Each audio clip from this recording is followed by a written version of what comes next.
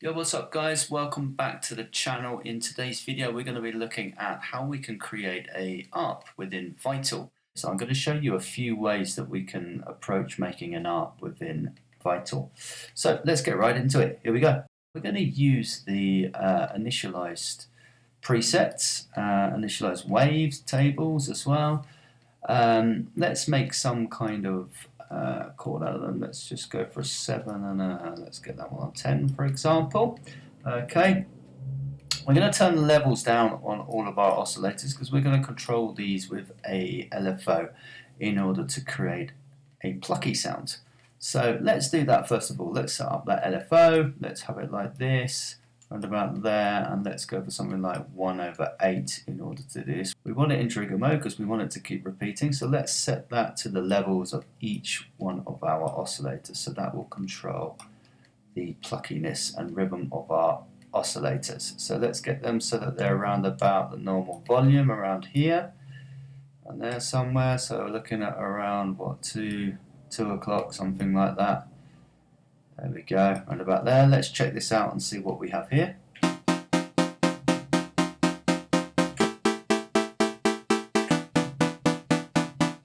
Okay, very basic. If you wanted to play different keys, you could get a very basic ARP like that just by playing different keys on your keyboard. Let's also set these to 0 so they always play from the same place. Excellent stuff. Okay. Let's also go into the effects and let's just add a bit of washiness to this sound. So let's go into the reverb. This is just going to wash it out a little bit. We'll turn up the time a bit and the mix a little bit. We can turn a bit of the lows off and kind of go mid somewhere about 150 Hertz. There we go. Let's check this out.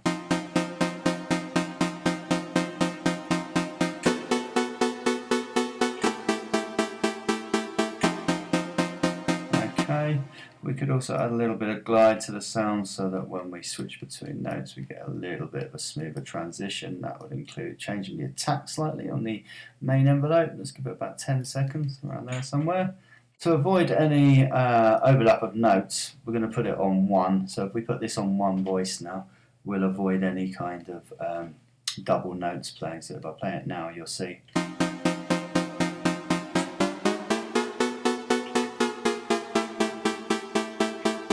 It's now impossible to play more than 1 note at the same time. If you have it on 1 voices, that's going to mean that if you press another note, that note is going to glide into it. So let's turn down the glide a bit. That was just to show you exactly what's happening here. So let's turn that down to around there.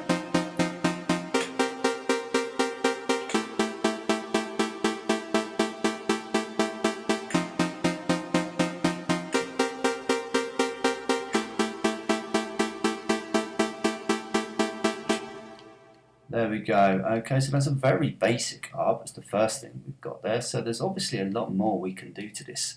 So you could also trigger this with an ARP generator within your DAW. Put that before the plugin, before the synth, and it will generate ARPs for you as a single note. As long as you set up the pluck like this, that's another way of generating ARPs if you don't want to play the keys. But there's more we can do. So this is the basic way of making an ARP. That would be your basic way. You could tweak it, you could start adding filters to the sound, so we could also add this filter following this rhythm.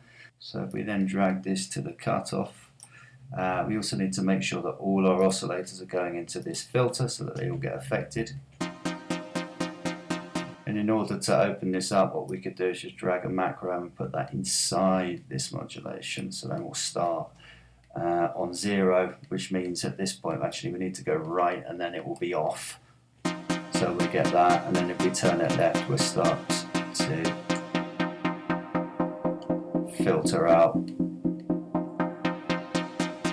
So you can open up your arpeggiator by doing that. So just name that, for example, open, something like that. There we go, excellent. So this is the very basics. You've got a very basic ARP here. So like I said, we can take this a lot further. So let's go into that. Let's have a look at what we can do to take this further. So there's 2 ways to do this. I'm going to do the kind of old school way, and then we're going to do the really cool way that we have within Vital that we can do this. So let's go into the old school way first. So as you can see, we've already got the grids. Yours might not always open up like this. I think it normally opens up look, 8/1.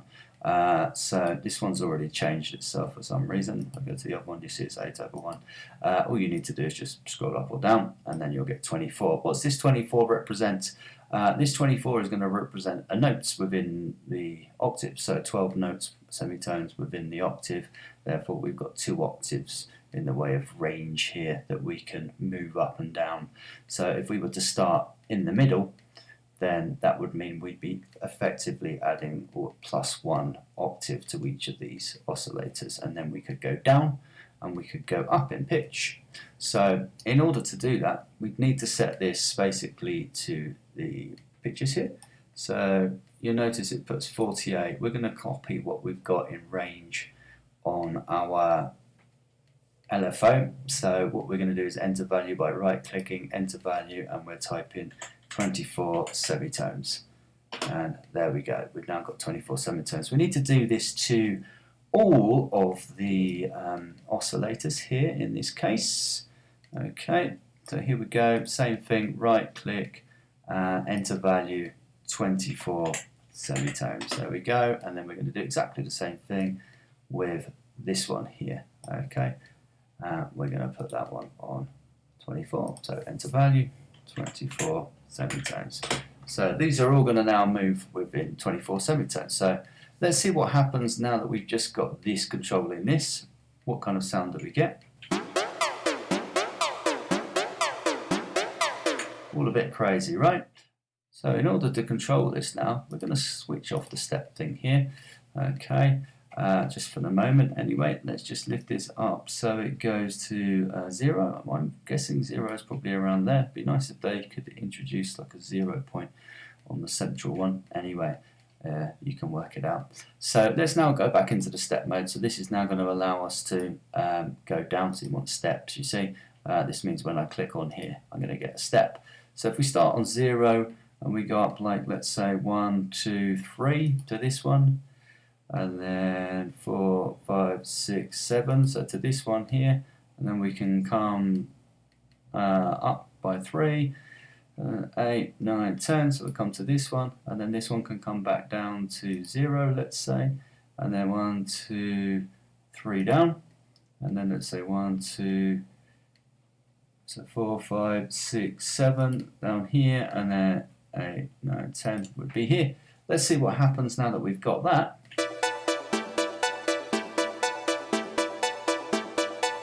Okay, cool. So as you can see, we start to get some keys, some changes in the keys to our ARP now. So by choosing the semitones that it changes by as this goes along, we're now introducing different keys. We can make this slower, quicker.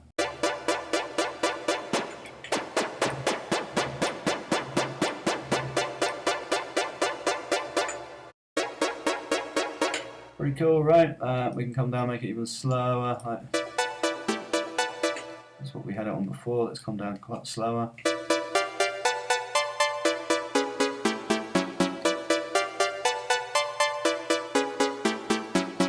Okay, so as you can see, by changing the speed, it's going to cycle along at different speeds, therefore giving you more time on each key. So if I was to go up one more, you just get one of each of these into a note, 1 and 1. It's just going to be 1 per one. So let's try that.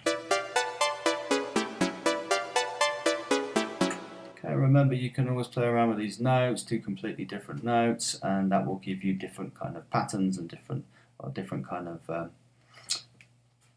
of melodies. So this is the old kind of way of doing it. As you can see, it's a little bit fiddly. You have to keep like counting the notes, going up and down, working out your scales, working out the notes that work within each scale, minor, major, chords, etc.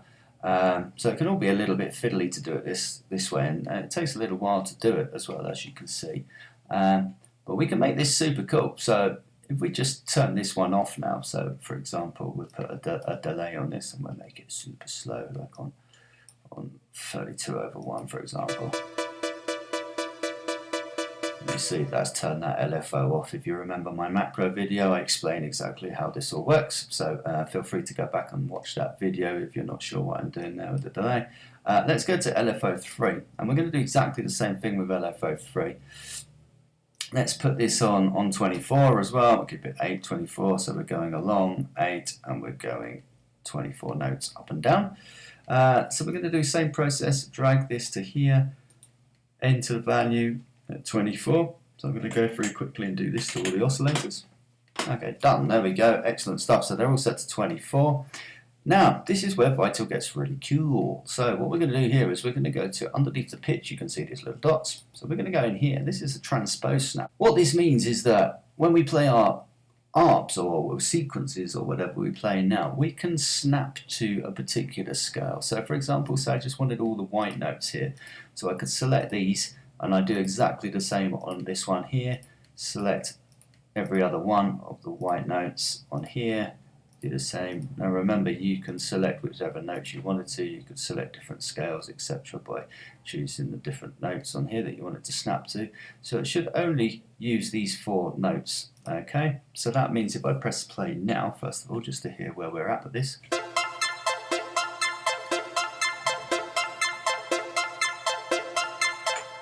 Okay, so you can hear all we've got is the triangle, but yet we're getting some kind of musically sort of melody still going with this.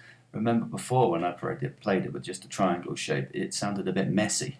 It was just hitting random notes and didn't sound very musical. But now that I've selected the snap to scale, it's only playing notes that work within that scale. So therefore, even if I have the triangle here, it's still going to find notes all along these 24 notes that we've got here. It's just going to only play the notes that work within that scale. So that means I could then turn on the edit mode here and go into step mode, and I could just draw some random notes. Let's, for example, start in the middle, and then let's come up here, in the middle here somewhere. Let's come right down here. Let's come back to 0, for example, and then we can come right down the bottom. Then we can maybe come up and go right up to the top, for example. Let's see what happens. Effectively, it should still make sense, even though I've just done this very randomly. I haven't counted this time. Let's see what happens.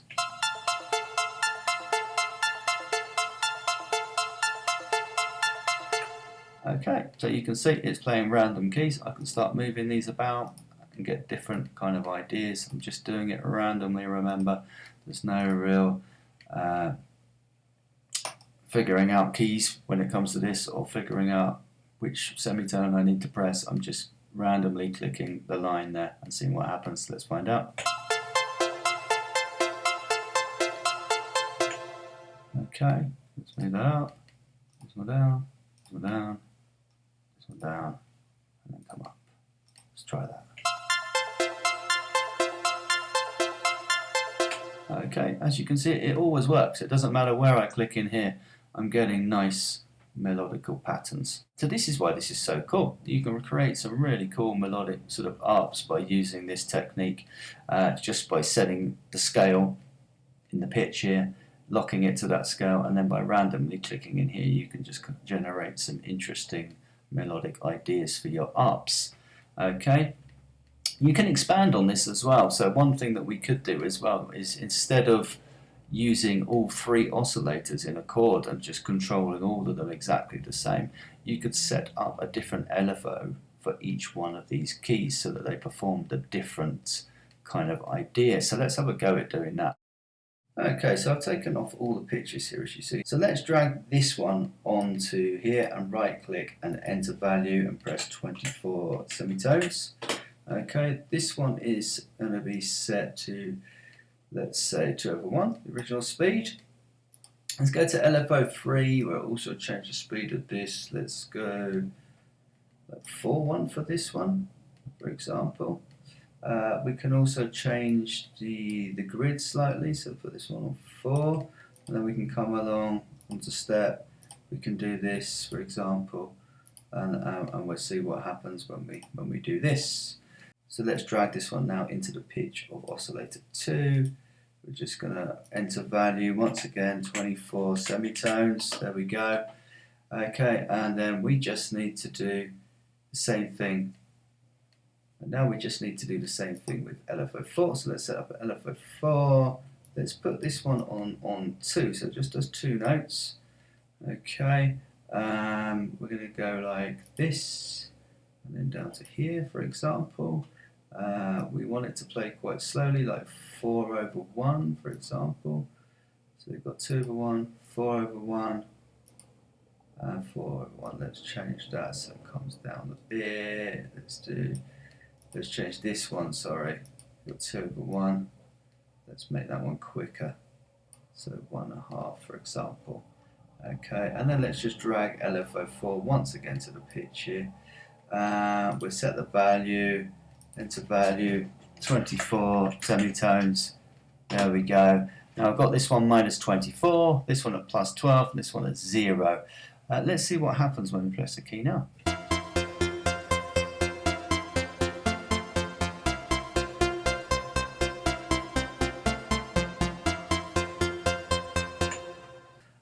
You can always play around, remember, with this LFO here. So if we start playing with this, remember this dictates the shape of the whole sound as this is going to the level of each oscillator. So you could make this, for example, really tight. So let's have a listen, and I'll move this around and you can see what happens when I start to move this.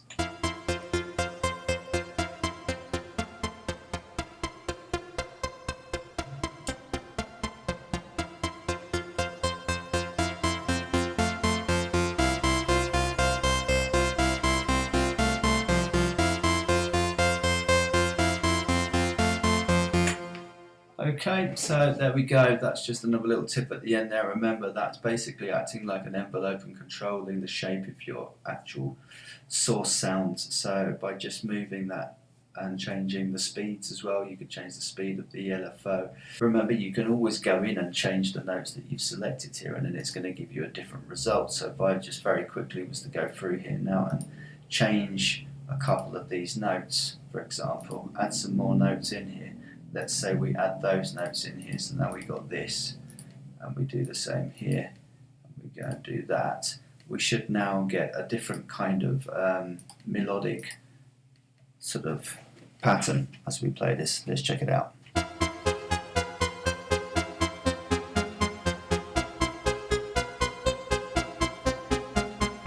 So you can see it's snapping to different keys now, so you've now introduced different keys to this melodic scale. So this is a really cool technique to use, guys. If you're not familiar with this within Vital, then I highly recommend playing around with this and just coming up with some really cool ideas for your ups. Okay guys, so thanks very much for watching. I hope the video was useful for you. I hope you learned something from this session. Please remember to hit subscribe if you're enjoying the content up till now, and until next time guys, peace.